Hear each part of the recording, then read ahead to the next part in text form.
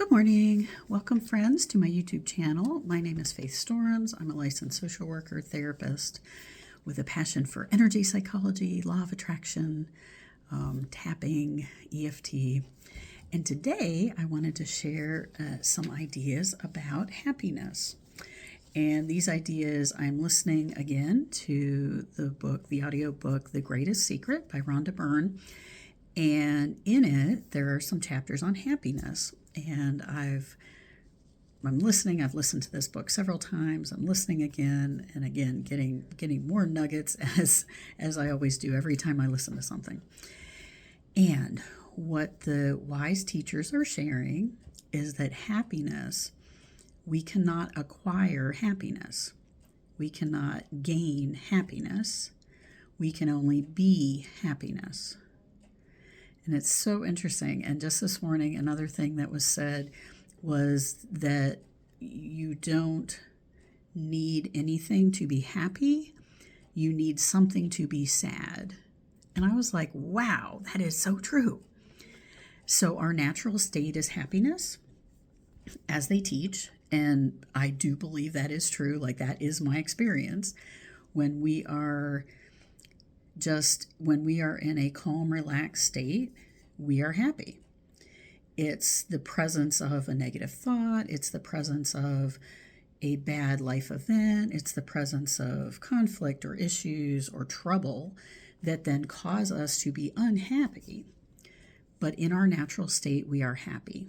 We are content. We are at peace. We are in a good emotional state. Like, that is our natural state.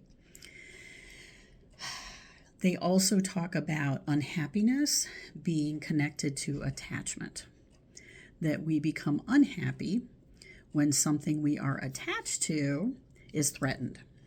And not just unhappy, we become fearful. We become even terrorized at the thought of that something we are attached to is going to be taken from us or is threatened. So the practice of detachment and non-attachment is really interesting. And because attachment is not love. Attachment is attachment.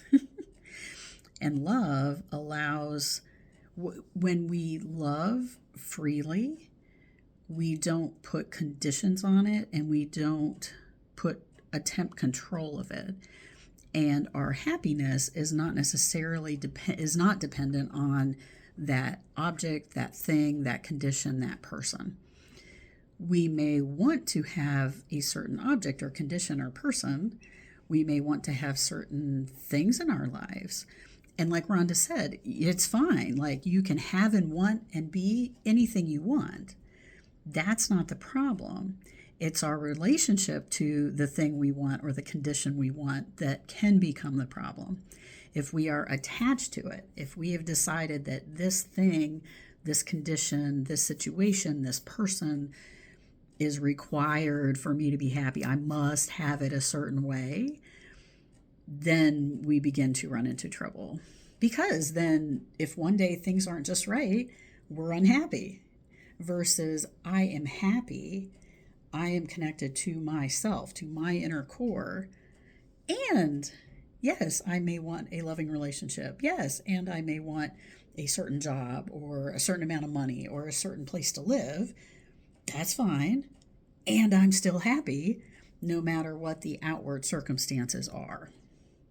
So it's a small difference, but it's a huge difference. That our happiness is from within.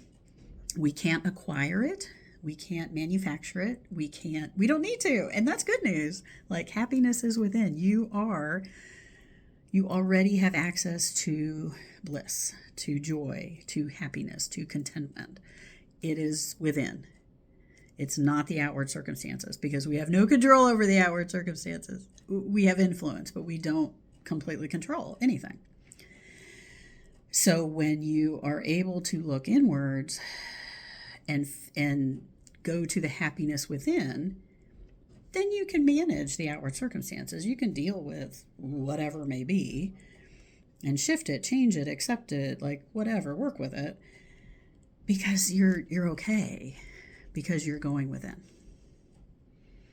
So I hope that is helpful. I know I have been doing a lot of contemplation on that, a lot of pondering, a lot of wow. Oh, like weight is released when it's like, oh, like I don't have to fix up everything around me. I don't have to manage all this. Nope. Just go within. Just connect to the joy, the happiness, the bliss that is within already. Each of us has it. And be connected to that as much as possible. Awake awareness is what she labels that when we are tuned into who we really are, our soul identity, awake awareness. And the more we practice awake awareness, the better everything goes. So I hope that's helpful. Until next time.